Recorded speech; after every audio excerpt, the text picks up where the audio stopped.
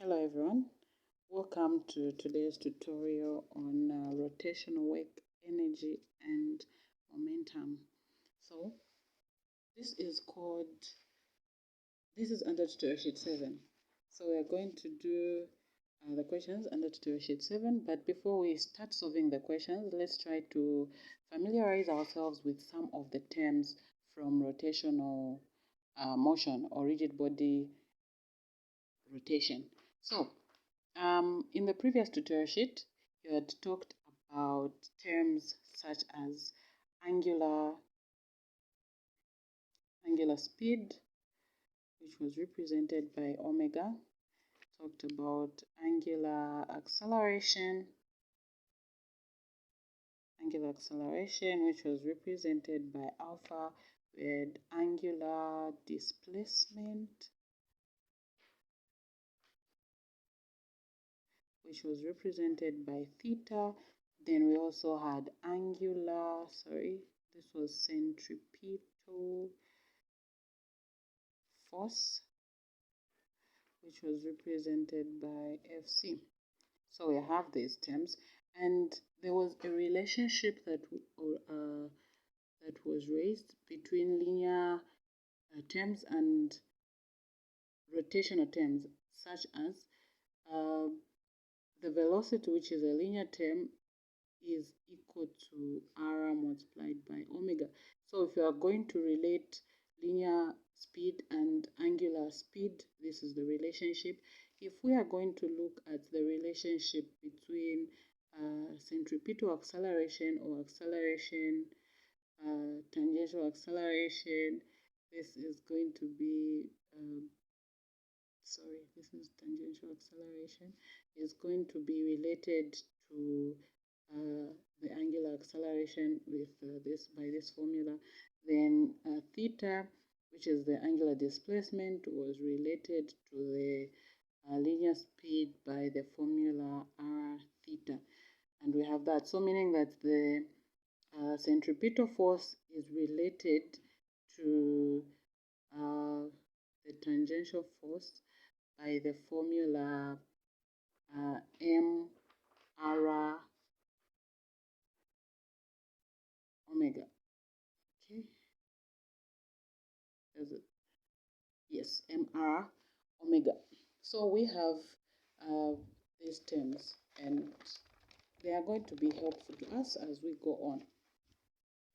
Now, we are going to look at some more terms today. Terms such as torque, inertia, like moment of inertia, rotational kinetic energy, translational kinetic energy, work, power. So generally we'll talk about work, we'll talk about energy, and we'll talk about momentum. So the first term that I want us to be familiar with is the term known as torque. Torque is simply a moment of a force, or the turning effect of a force, that is torque. From linear calculations, we said that the moment of a force was equal to the force multiplied by the perpendicular distance. So the perpendicular distance or displacement, that was how we calculated the moment of a force in the previous work. Now, there's a term that has come up in rotational motion, and it is known as torque. This is not so different from the torque or the moment of a force from the linear forces, because torque is simply the radius multiplied by the force in this case. So if we've got a body that is rotating, okay, let's take an example. I like an example of a door. If you have a door that is locked, okay, so you've got the point of rotation there, and you've got a door, and it is locked, and there's a doorknob here. Okay, so the door has got this distance, which we can call it r, right? It doesn't matter. We can call it r. And then there's a doorknob. For you to open this door, you're going to have to apply, or it has to be here, you're going to have to apply a force. This force is going to cause this door to rotate. All right, it's going to cause the door to open. Okay, depending on how big it is. If it is very small, it's possible that it might not be able to. So the effect that this force will have on the door is with reference to what we are calling, has got a resultant which we are calling torque. And the torque is the product of the distance r and f. Now if you look at this distance r, or it can be L, is perpendicular to the force being applied here. So meaning we are talking about the same thing where we said moment is equals to force times the perpendicular distance. So even in the same way, this force has to be perpendicular to the distance between the center of axis and where it is being applied. If it is not, perhaps it is being applied at an angle, maybe. If it's being applied at an angle, that's when you now apply the concepts of components, forces in component forms. So one of the components should be able to be perpendicular to the radius. Otherwise, there will be no turning effect. All right? So that's torque, about torque. R multiplied by F. Then there's another term that we can talk about, which is the moment of inertia. So we have moment of inertia.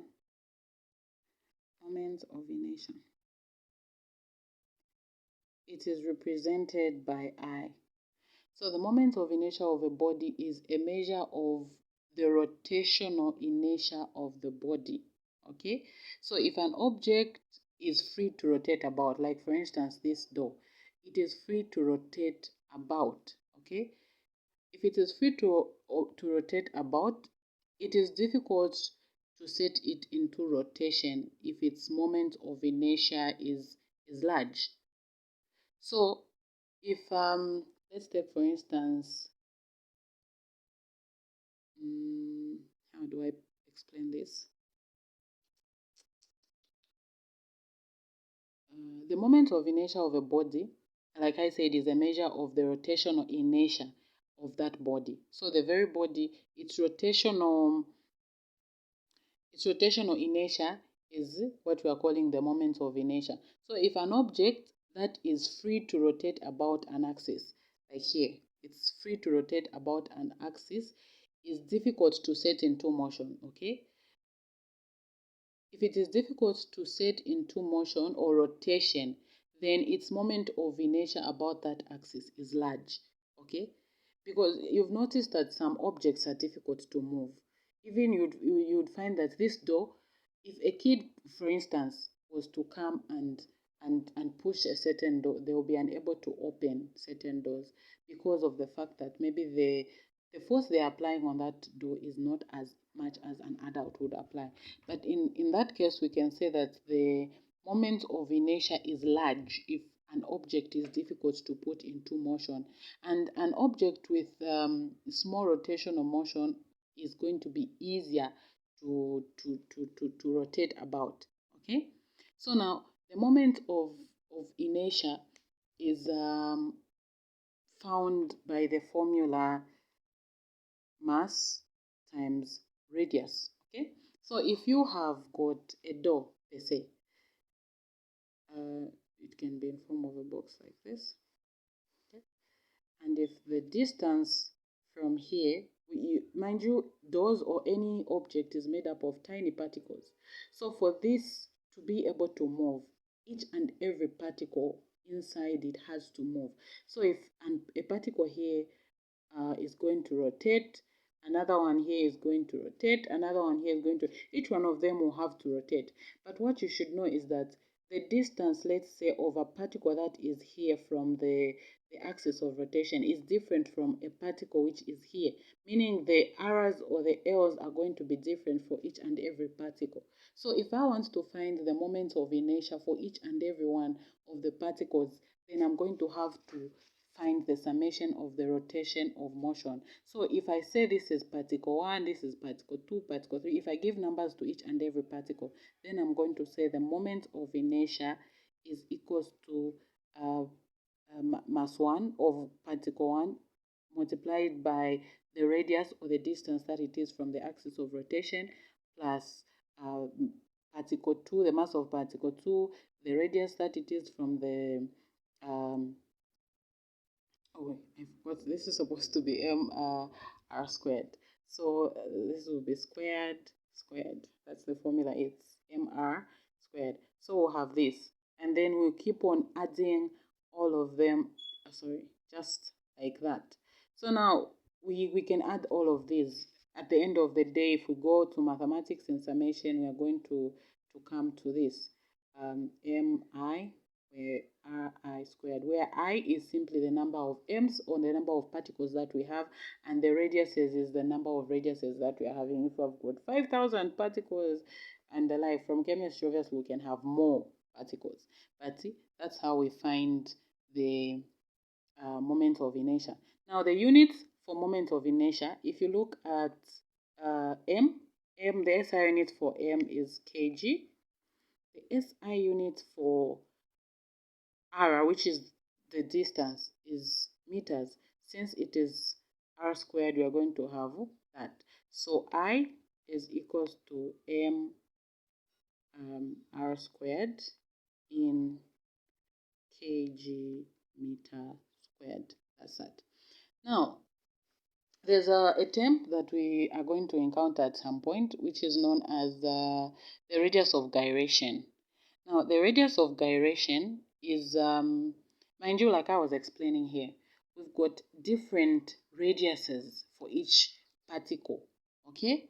Now, what if we assume that this particle has almost the same, okay, if this particle has got its own radius, meaning it has got its own moment of inertia, the same as this one, it also has its own moment of inertia. Each one of them has got their own moment of inertia.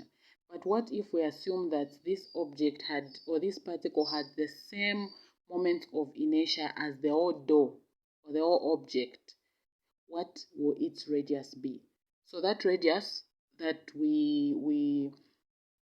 that I've just explained is what we call the radius of gyration, okay? So if we are going to find the moment of inertia, where we are going to look at the radius of gyration, as the radius of the particle, then we are going to use the formula mk squared, okay? So k is the radius of gyration, okay? Where m is the mass. So m is the total mass of the object, okay? So now we're not talking about the particle like we are talking about particles here. Now we're talking about the whole object, the mass of this object. If we're talking about the door rotating, the mass of this door is the mass that we are going to use here. Now, what is K? K is the distance a point mass M, all right? So it can be this point mass, it can be this one, it can be one of the point masses. That, all right, it is the distance a point mass M must be from the axis, right? So it should be from the axis. I hope that is clear. So it is the distance a point mass must be from the axis if the point mass is to have the same inertia or the same moment of inertia as the body. If we assume that this object here or this particle here has got the same moment of inertia as the door, then what will its radius be? Okay, that's that. So meaning that the moment, the radius of gyration is almost close to the radius of the object in general. Okay, that's that about the moment of the radius of gyration. Then from the radius of gyration, we can talk about other formulas that we can use to find torque. So torque acting on a body of moment of inertia I. So if a body has got a moment of inertia I, okay, I, we can find its torque using the formula, or we can relate the moment of inertia with the torque using the formula IA, where this is alpha, where I is the moment of inertia and alpha here is the angular acceleration. So I and alpha. So we have got that. And the units for this will be I is in kg meter squared, right? Alpha is in radians per second squared. If we continue to convert this, Newton is kg meter per second squared. So we are going to have Newton. Okay. So we'll remain with Newton is kg meter per second squared. So meter, one of the meters will get this, and then we'll have the Newton. Then we'll remain with the 1 meter there. So meaning that torque will have the units Newton meters. Okay. Then from there we can talk about energy. Okay. Energy is simply work done. Okay. Yes, energy is work done. So we can talk of kinetic energy. Rotational kinetic energy is represented by, since we had kinetic energy represented by this, so rotational kinetic energy, we simply add this R as a subscript. So the kinetic energy of a mass whose moment of inertia about an axis is I, and which is rotating about the axis with angular velocity omega. So if an object has got a moment of inertia I, and it also has the angular speed omega, the kinetic energy of this object can be calculated using the formula half moment of inertia omega squared. So we have that. In linear motion, the kinetic energy was calculated by mv squared. We can get to this from rotational motion. Mind you, in the previous lesson on circular motion, you had discussed that omega is equal to v divided by r, isn't it? So meaning that if v over r is equal to omega, then we can say I v over r squared. But then I, from the previous explanation, I is the moment of inertia. So I is equals to mr squared. That's what we're just from discussing. So meaning that we can say half mr squared multiplied by v squared over r squared. This will divide through, and then we're going to end up with half mv squared. So we are back to the linear kinetic energy. So meaning these two are the same, except when you are going to be using them for calculations, you're going to have to do more work, because you're going to have to find this maybe on its own and maybe this on its own, if at all you're going to have to use it to take it back to linear forces. Then if at all a body is falling, rolling, for instance, if you've got an example I can give is, you've got this, right? Okay, so if I have a body here and this body is to fall, it could be this side, it could be this side. One thing you should know is that as the body is going to be falling this side especially, it's going to be rolling. If we have a ball at this top, and it's going to fall to the ground here, it's going to be rolling as it is falling. Okay, it's going to be rolling, and it keeps falling. So as the height of this ball changes, because it's going to be in motion, it's going to be experiencing kinetic energy. But then the rolling also causes some rotational kind of energy. So we have what is called the combined rotation and translation. Kinetic energy of a rolling ball or other rolling objects of mass m is the sum of, so kinetic energy of a rolling object is the sum of two components, all right? The first one is it has got the rotational kinetic energy. When a body is falling, it's going to have rotational kinetic energy about an axis through its center of mass. And the second component will be its translational kinetic energy. So the translational kinetic energy is simply the normal kinetic energy, all right? So meaning that the total kinetic energy of a falling body or a rolling body or ball is going to be equal to half I omega squared, which is the rotational kinetic energy, plus the translational kinetic energy, which is the normal kinetic energy that we've been looking at all along. So from there, we know what all of these terms are. We've got the moment of inertia, angular momentum, and the like. But then, what is work? We talked about energy. What is work? What is rotational work? So the work done on a rotating body during an angular displacement theta by a constant torque is given by. So from linear forces, sorry, we said that work done is equals to force times displacement, okay, which of course was the work done.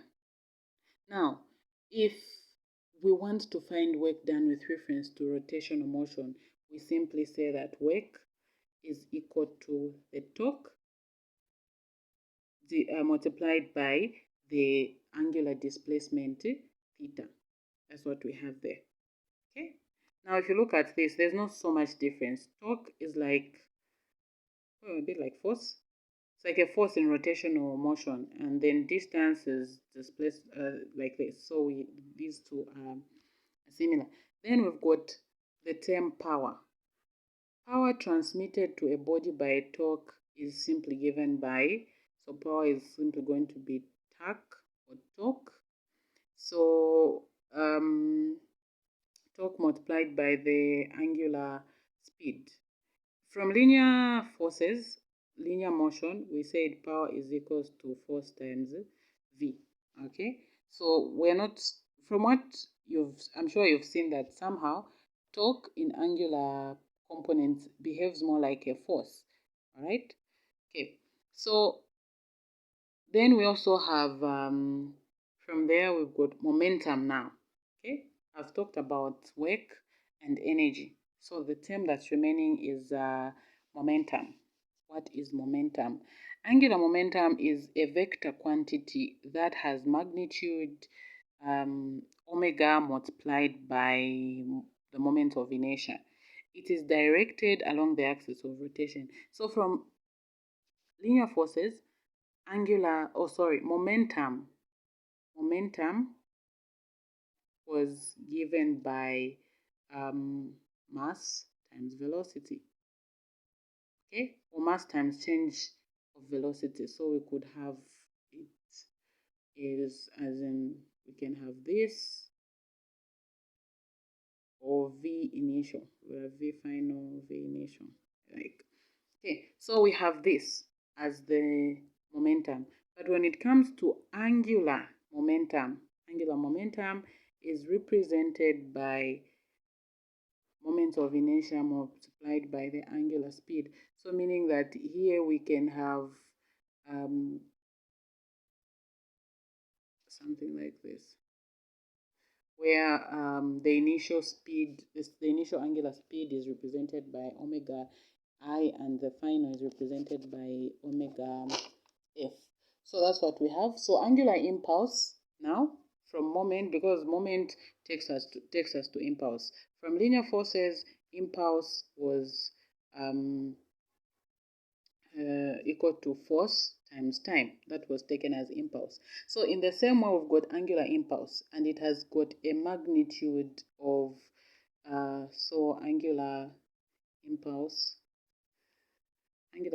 has got a magnitude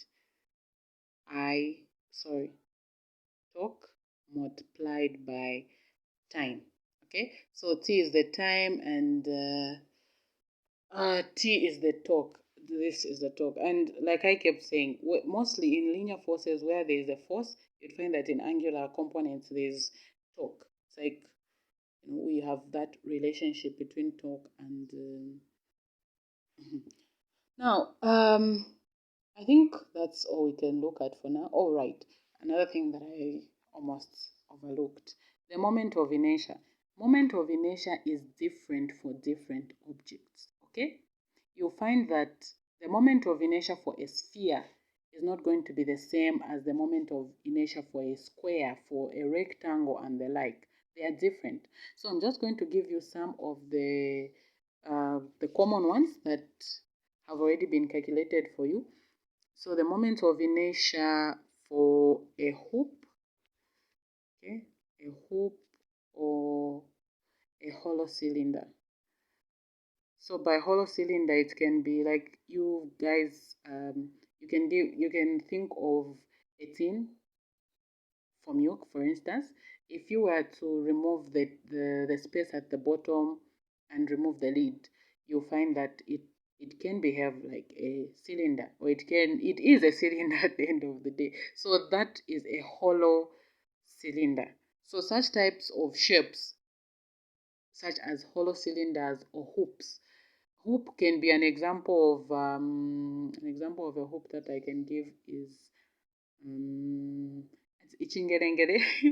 I don't know if everybody will be able to understand that. Yes, but the moment of inertia for such is equal to mr squared. So when you've got a hollow cylinder or a hoop, your moment of inertia is that. But then if you've got a uniform disc or a cylinder, then the moment of inertia is given by 1 over 2 mr squared. Then a uniform rod, okay, a uniform rod. So just a uniform rod, I'll draw these shapes somehow, I'll try to draw them, is given by 1 over 12 ml squared, where L is the length of the rod, okay, because a rod is usually like a bit like rectangular. Yeah, so the length of this rod is what you're going to look at here. Then you can also look at the moment of inertia for a uniform rectangular block. The moment of inertia for a uniform rectangular block, I, is given by half m a squared plus b squared. So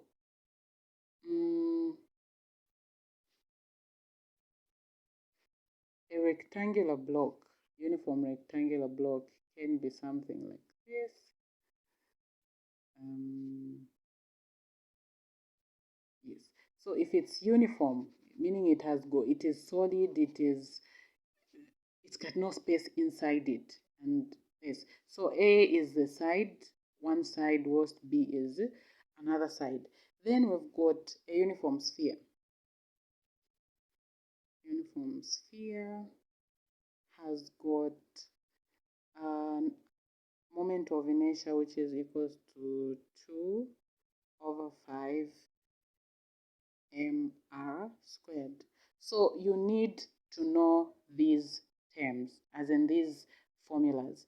I'm not sure if they'll be given to you in case of an exam, but they are important for you as you are doing your calculations, because if you're going to, let's say, find the torque of a certain object, if you use the wrong formula for the moment of inertia, meaning that you're going to find the wrong torque, all right?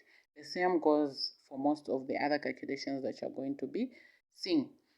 So far what we've talked about is that linear displacement is represented by s, angular displacement by theta, linear speed v, angular speed we've got okay, just look at this. Hearing is looking at this. So there's linear displacement represented by s, angular displacement by theta, linear speed by v, angular speed omega, linear acceleration a, and so forth. So if you keep looking at this, that's what we've discussed. Now, we've also discussed other terms such as power, work, kinetic energy, and force. So that's what we have. For now, I'll pause it at that, and then I'll look at the questions later on. So just for now, if there are some questions, you can send them. And then I'll also look at question 1 and 2. Before I forget, I need you to submit question 3 as an assignment. So you're going to submit the assignment, which is question 3, to Nonde Elizabeth. So everything is in, okay, Nonde Elizabeth at yahoo.com. Okay, so question 3 and question 7 will be handed in as assignments. So meaning I'll do question 1 and 2 in the next video that I'm going to post, and then I go to 4, 5, 6. I'll do 3 and 7 at the end, right? I'll skip them for now so that people will solve them. I'll see what they have done and then I'll get back to them. So for now, this is all. I'll start solving the tutorial questions very soon. I'll send the video.